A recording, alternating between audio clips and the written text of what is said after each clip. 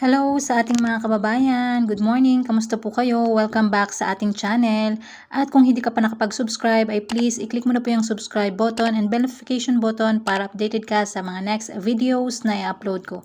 Thank you so much, and for this video ay samahan nyo akong ipakita sa inyo kung paano makapag-transfer from GCash to East West Bank. So this is first time ko mag-transfer from GCash to East West Bank account. So gawin natin yan. So dahil dito sa ating GCash dashboard ay meron nang transfer. So pwede yan, dito na tayo pumunta, or pwede rin namang send and then click nyo yung bank transfer. So dahil may shortcut na nga tayo, i-click na lang natin itong bank transfer, and then makikita natin dito sa baba yung mga banks na pwede nating pagsendan, and then scroll up lang natin, and then click yung view all, at ayan, lalabas na yung lahat ng list ng mga banks. At ayan, makikita nyo naka-alphabetical naman siya. So ito yung pagpapasahan natin or pagpapadala natin, yung East West Banking Corporation. So i-click lang natin yan,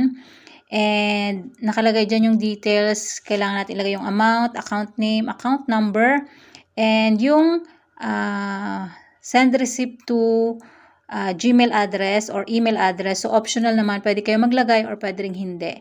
So lalagyan ko muna ng data ito para ma-send natin yung ating ita-transfer from GCash to East West Bank account. So ayan guys, tinakpan ko lang yung important details, so para sa ating privacy.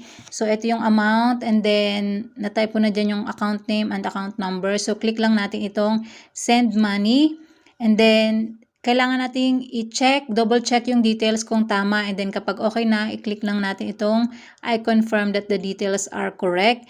And then meron nga po pala siyang 15 pesos na charge or yung transfer fee. And then, mag-total yan kung ilan yung amount and then yung fee. So, ito na yung mababawa sa ating GCash wallet balance. And then, click lang natin itong pay sa baba. And after nyan, kailangan ay active yung inyong mobile number kasi kailangan ng OTP. So, isasend yan sa iyong mobile number. And then, kailangan yung i-input yan. And then, after nyo ma-input yung OTP, click nyo lang yung submit. And lalabas na dyan yung resibo. So, pwede nyo siyang screenshot. So, nakalagay dyan, bank transfer is being processed. And, ayan, kung meron kayong nilagay na email address dito, so, masisend din itong resibo doon sa email address na nilagay nyo.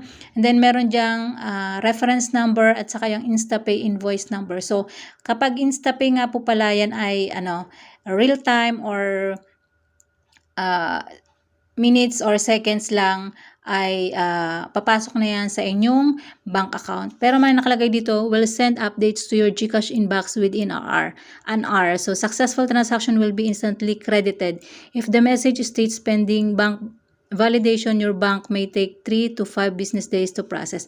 So, dahil InstaPay nga yung gamit natin, so instant naman siyang mapupunta sa bank account na pinag-transferan natin. So, makikita natin yung update nito sa transaction history at saka sa ating GCash inbox. So, ayan, nandito ako ngayon sa ating GCash dashboard ulit. So, puntahan natin yung ating transactions kung ayan, yung meron ng update. Send GCash to East West Bank. So, ayan na, yung kaninang ginawa nating fund transfer from GCash to East West Bank. So, ayun, ganun lang po kadali kung paano mag-transfer, bank transfer from GCash to East West Bank. So, thank you so much for watching. Hanggang sa next video.